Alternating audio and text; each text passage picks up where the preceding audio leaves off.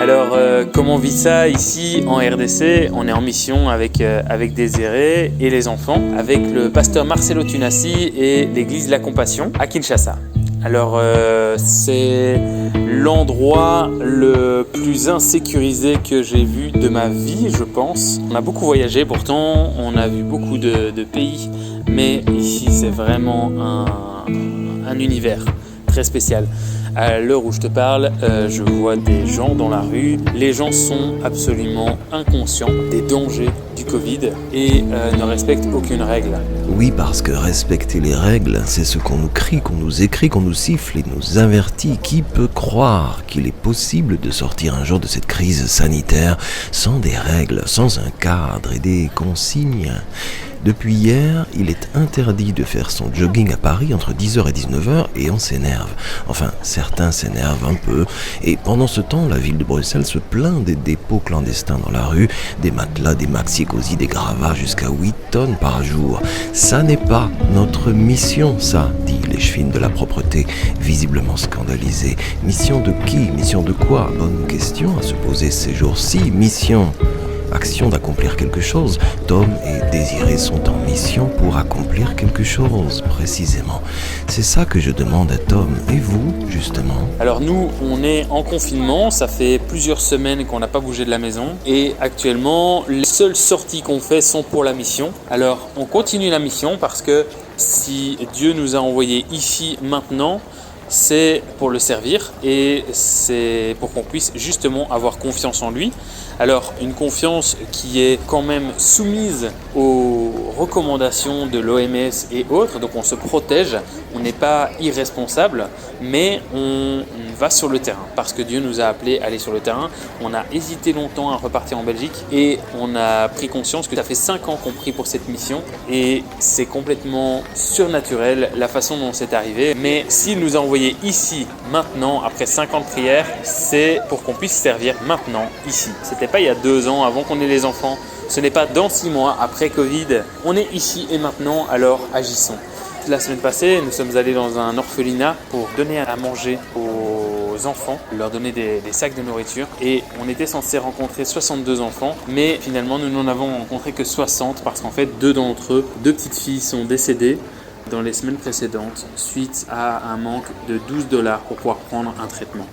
Tiens, je pense à quelque chose. Un monsieur entre 2 âges s'énervait dessous son masque bleu pâle hier après-midi au supermarché parce qu'il ne trouvait plus de persil plat pour préparer des écrevisses à la nage. C'est quand même pas possible. Du persil plat, c'est un truc hyper commun quand même, criait-il. Et face à lui, la jeune fille qui déchargeait des pommes et des ananas ne savait que lui dire. Peut-être avait-elle juste envie de culbuter les rayons et sortir de là en se mettant à rêver d'un autre monde.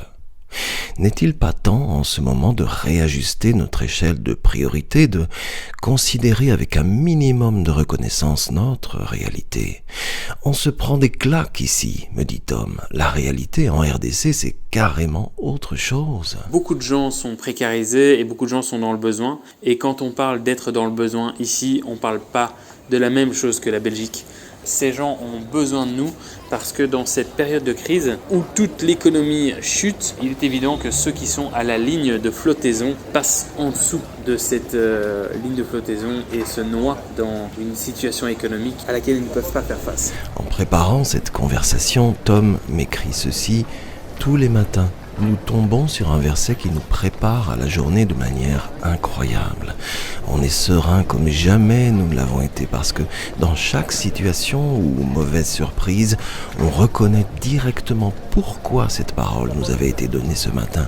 Et on ne cède même pas aux émotions, on agit simplement. Alors mon inspiration pour l'instant, c'est Joseph, dont on peut suivre l'histoire à partir de Genèse 39. Joseph m'inspire beaucoup parce qu'il a été injustement vendu et puis injustement accusé et enfermé et puis encore oublié par le gars qui l'a aidé dans la prison. Et au final, on se rend compte que sur les années d'enfermement et d'injustice que Joseph a traversé, à aucun moment il ne s'est rebellé contre Dieu. À aucun moment il ne s'est retourné et il a été infidèle. Il est toujours resté fidèle à Dieu. Il a toujours servi, il a toujours continué d'interpréter les rêves et de garder un cœur pur et simple. ça m'inspire beaucoup parce que dans cette période, on voit beaucoup de gens poser des questions. Et en fait, je pense que cette période sert à ce qu'on puisse se reconcentrer sur l'essentiel, à savoir aimer Dieu pour qui il est et pas pour ce qu'il fait.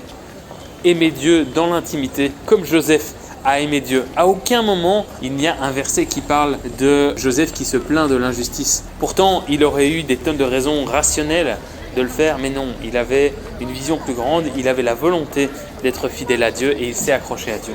Alors, je pense que ça, c'est l'encouragement que je souhaiterais partager à tous, c'est de s'accrocher à Dieu, de chercher son intimité, de chercher à grandir avec lui, à apprendre à le connaître pour qui il est, maintenant qu'on n'a rien à faire. C'est l'aimer pour sa personne et pas pour ce qu'il produit, pas pour les bénédictions, pas pour les miracles et pas pour tout ce qu'il peut apporter dans votre vie. Alors voilà, je vous encourage à ça.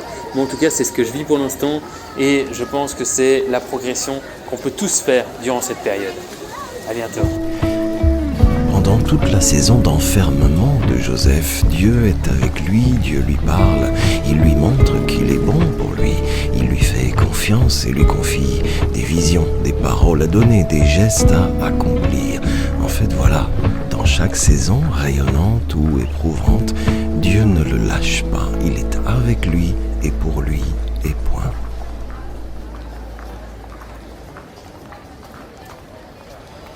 Attention, la Bible peut faire gravement du bien à la santé. Elle ne contient ni diluants, ni agents toxiques, ni substances allergènes.